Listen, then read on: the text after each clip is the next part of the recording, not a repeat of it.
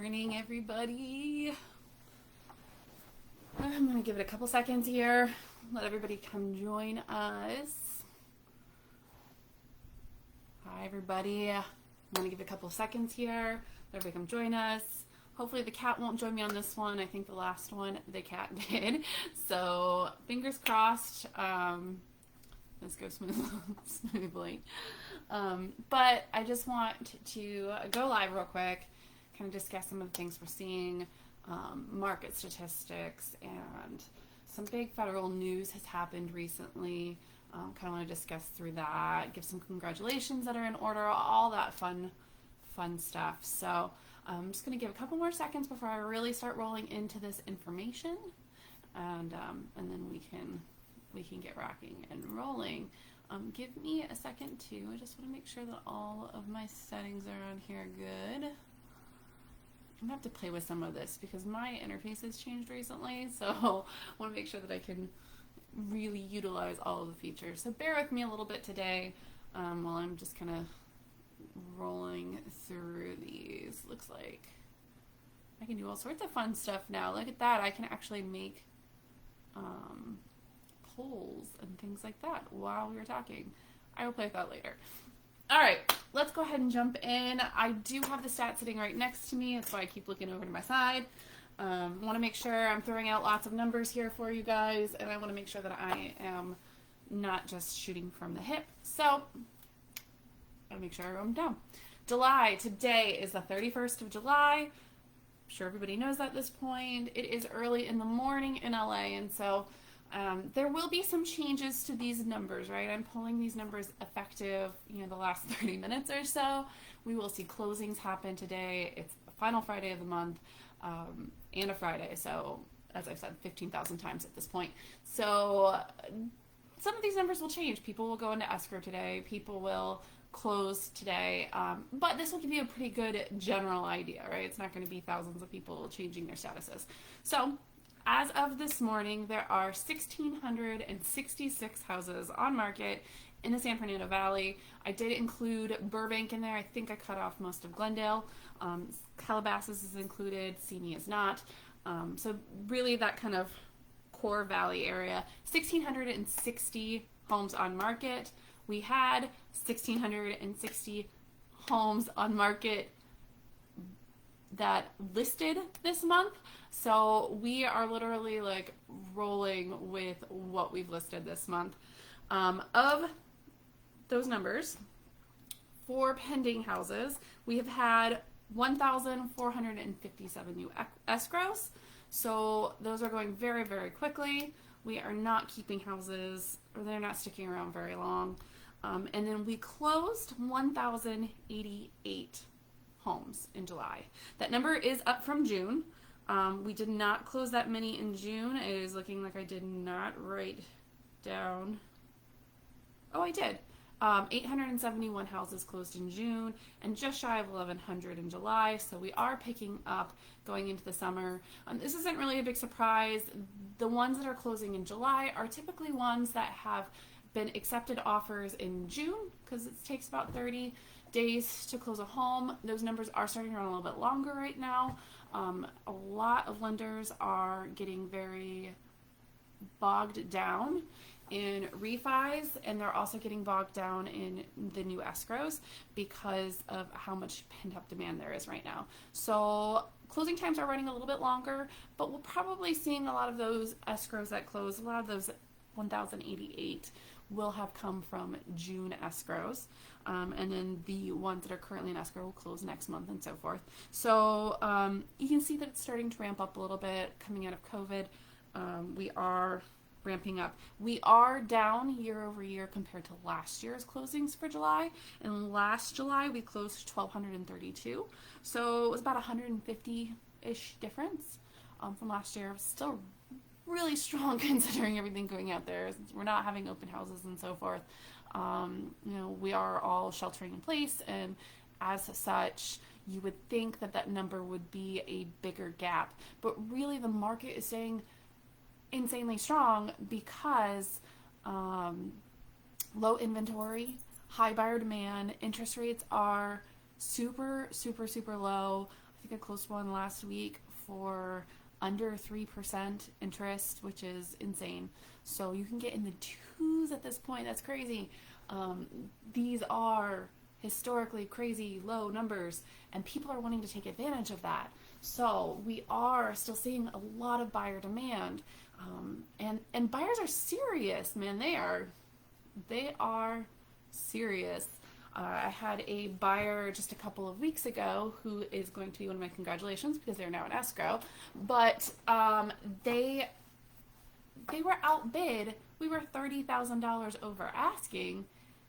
There were 30 plus offers on that house, and they weren't even in the top 10 on our offer that was 30,000 over. Like, bidding wars are a real thing right now.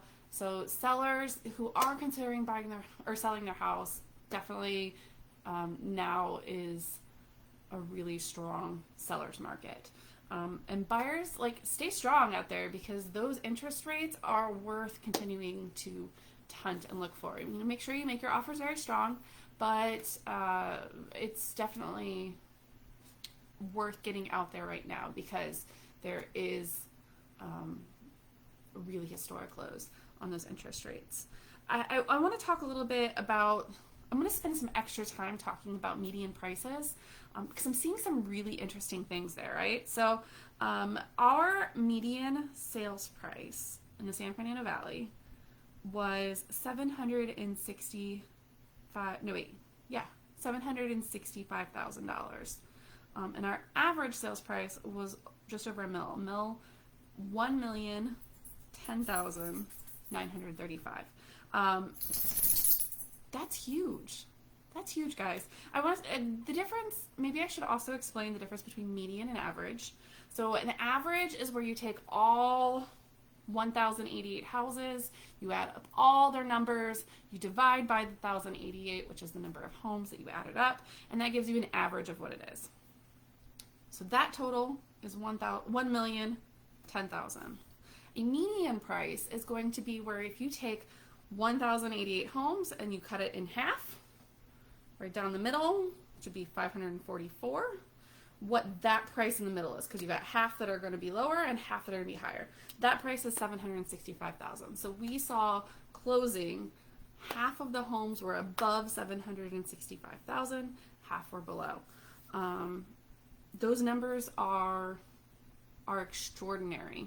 To give you kind of a preface, for last year, those numbers were $200,000 less on that average. We only averaged 888,000. Our median price was 690 year over year.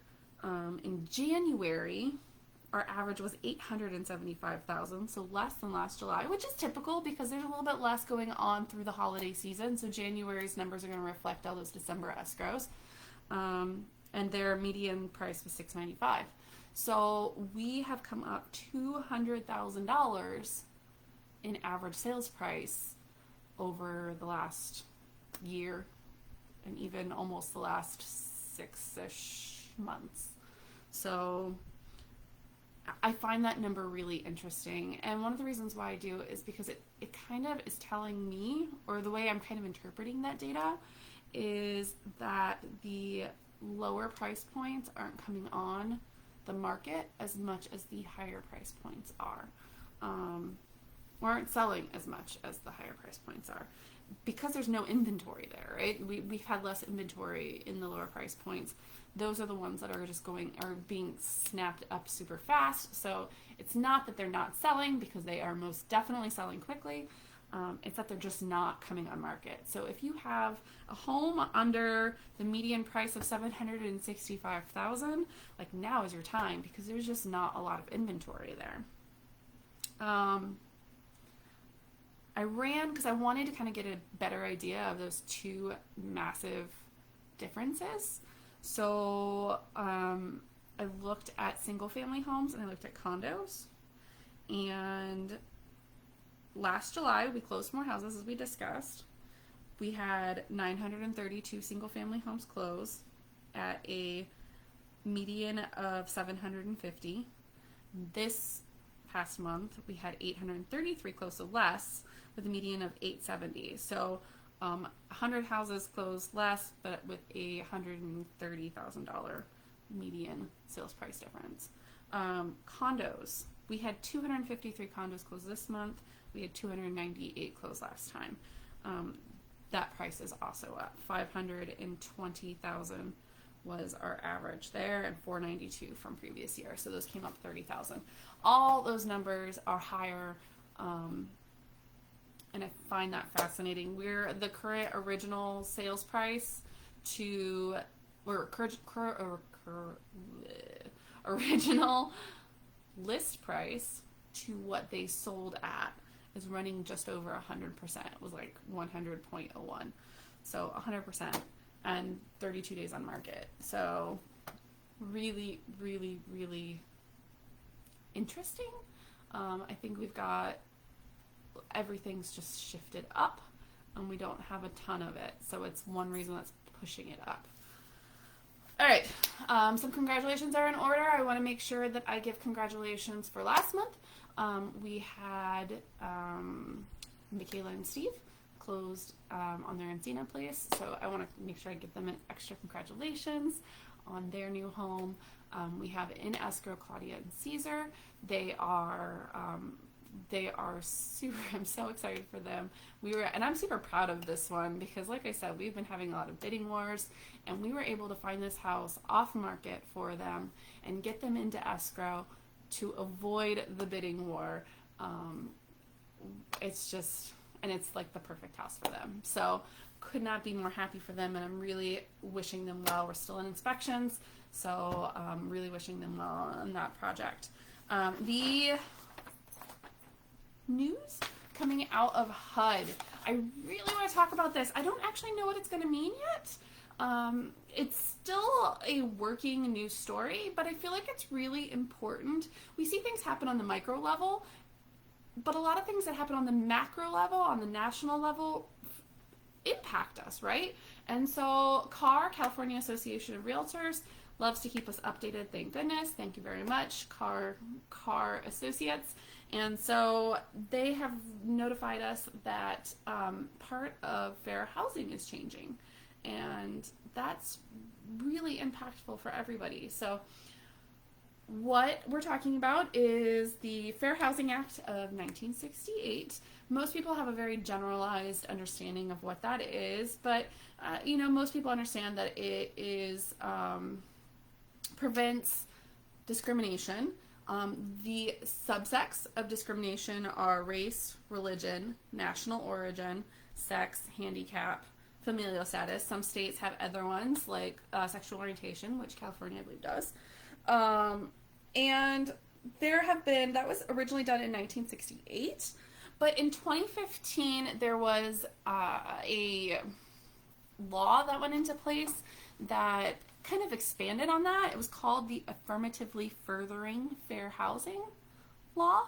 And what that did, I'll give you kind of a little breakdown on it, was it required cities and towns to document racial biases and publicly report those results every 3 to 5 years. They needed to track their goals to reduce segregation.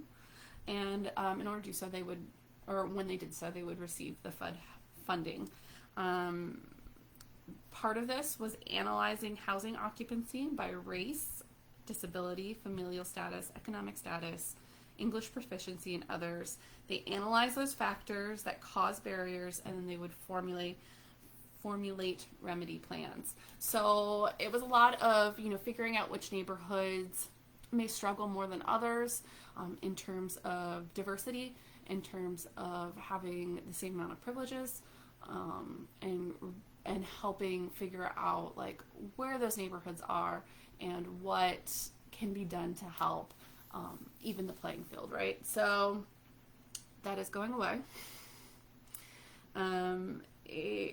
HUD announced on the 23rd that after, I believe it was like a 93 question survey that cities would have to do, and they said that after interviewing or polling thousands of respondees, they felt like placing that burden on cities was too time consuming and ineffective, and so they were removing it They did announce that they plan on replacing it with what they called preserving community and neighborhood choice, but they did not, or at least I haven't been able to find the information on what the preserving community neighborhood choice program is.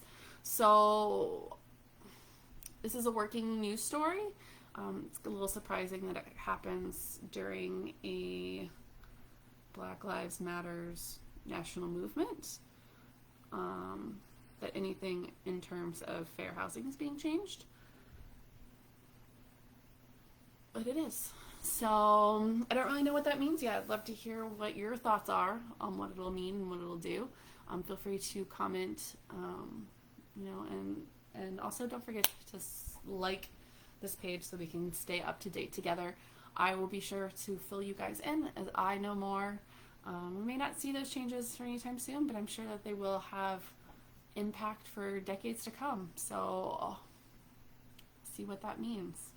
All right, guys, if you guys need anything, if you want to ask any questions, please send them on over.